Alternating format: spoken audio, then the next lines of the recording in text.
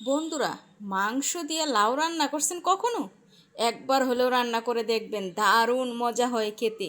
এই যে দেখছেন কি সুন্দর একটা লাউ নিয়েছি, যে লাউ আর মাংসটা দেখিয়ে দিলাম একসাথে। এভাবেই রান্না করব, তার জন্য তো লাউটা কেটে ভালোভাবে ধুইতে হবে।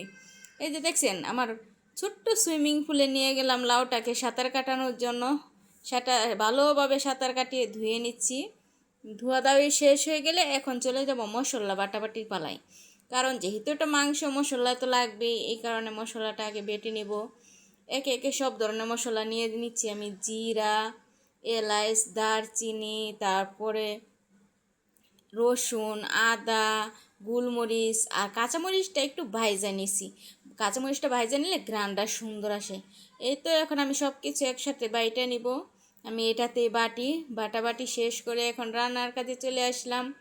এই তো প্রথমে তেল দিয়ে দিলাম কড়াইয়ে, তারপরে দিয়ে দিলাম পেঁয়াজ কুচি, তারপরে একটু জিরা দিয়ে দিলাম, আস্ত জিরা। এটা দিলে আমার কাছে একটু বেশিই ভালো লাগে, তার জন্যই দিলাম। দিয়ে ভালোভাবে এটাকে নাড়াচাড়া দিয়ে একটু লাল লাল করে ভেজে নিব। একটু লাল লাল করে ভেজে নেওয়ার পরে ওই যে বাটা মশলাটা আছে না, ওইটা আমি দিয়ে দিব। বাটা মশলাটা একটু দিয়ে একটু ভালোভাবে নাড়াচাড়া করে নিব। নাড়াচাড়া করে নেওয়ার পরে আমি দিয়ে দিব আপনার গুঁড়া মশলা। কারণ গুঁড়া মশলাটা পরে দিয়ে বাটা মশলাটা একটু আগে দিলাম, যাতে পেঁয়াজটা না পুড়ে যায়। এই কারণে আমার গুঁড়া মশলার মধ্যে ছিল মরিচের গুঁড়া, হলুদের গুঁড়া, পরিমাণ মতো লবণ, আর ছিল জিরা গুঁড়া। এগুলোই ছিল আমার শুকনা মশলা। দিয়ে এটাকে আমি ভালোভাবে কষিয়ে নিব। অনেকটা বেশি কষাতে হবে, কারণ যত বেশি কষানো হয় তরকারি মজাটা তত বেশি হয়। আর একটা কথা বন্ধুরা, আমার ভিডিওটা যদি আপনাদের ভালো লেগে থাকে লাইক কমেন্ট করে দিবেন, সাবস্ক্রাইব করে দিবেন। কারণ আমরা নতুন, একটা লাইকই আমাদের অনেক উৎসাহ আসে। যদি ভিডিওতে লাইক কমেন্ট না পড়ে তাহলে ভিডিও বানানোর আগ্রহ থাকে না। আপনারা যদি একটা লাইক করে দেন তাহলে আমাদের অনেক উৎসাহ হয়, কাজ করতে অনেক বেশি ভালো লাগে। তো আপনাদের কাছে একটা লাইক তো কিছু ব্যাপার না, হাতের আঙ্গুল দিয়ে একটা করে দিলেন, কিন্তু আমাদের একটা ভিডিও বানাইতে অনেক সময়ের ব্যাপার, অনেক কষ্টের ব্যাপার। তারপরে যদি লাইক না করেন তাহলে কিন্তু অনেকটা বেশি কষ্ট লাগে আমাদের। তাই একটা করে লাইক করে দিবেন, মন চাইলে একটা কমেন্ট করবেন, আর যদি ভালো লাগে তাহলে একটা সাবস্ক্রাইব করে দিবেন। এই তো আমি মাংসটা দিয়ে ভালোভাবে কষিয়ে নিয়েছি, অনেকটাই বেশি করে কষাইছি মাংসটা। দেখেন মাংসটা দেখলেই বুঝতে পারবেন, তেলের মধ্যে শুধু কষাইছি, কষানোর পরে একটু পরিমাণ মতো পানি দিব। যেহেতু একটা মাংস আমি লাউ দিয়ে রান্না করবো, এই জন্য মাংসটা আগে ভালোভাবে সিদ্ধ করে নিতে হবে। তার জন্য এই যে একটু পরিমাণ মতো পানি দিয়ে দিলাম। এই পানিটাতে আমি মাংসটা ভালোভাবে সিদ্ধ করে নেব। মাংসটা কিন্তু আমি তেলের ভিতরে, মশলার ভিতরে অনেক সময় আমি কষায় নিছি, অনেকটা সময় কষায় নিছি।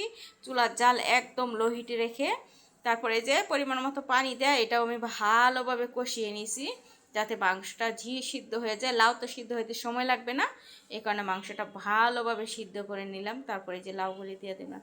লাউয়ের কালারটা দেখছেন, জাস্ট ওয়াও, অনেক সুন্দর আসছে লাউয়ের কালারটা। লাউয়ের কালারটা এমনিতে অনেক ভালো, কারণ বেশি বাড়তি না, লাউটা একদম কচি ছিল লাউ।